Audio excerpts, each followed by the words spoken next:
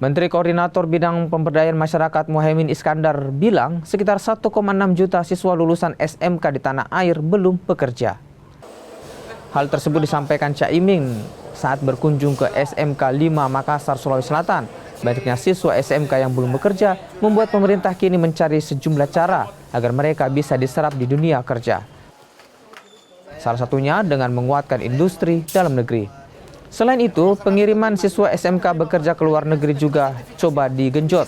Melalui program SMK Go Global, pemerintah tengah mendorong percepatan program ini, apalagi ada peluang 1 juta pekerja bisa diterima di luar negeri. Nah, dalam menghadapi keprihatinan masih ada 1,6 juta lulusan SMK yang belum bekerja, inilah kita cari jalan. Jalan yang pertama, menguatkan industri dalam negeri. Tentu proses dan kita bekerja keras, moga-moga industri dalam negeri segera tumbuh dengan baik. Sebelum industri kita bisa tumbuh dengan baik, kita punya peluang yang cukup bagus.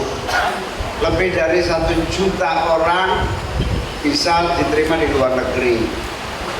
Jepang, Eropa pada umumnya, Korea, Timur Tengah, dan beberapa negara yang sangat siap karena membutuhkan tenaga kerja tabung.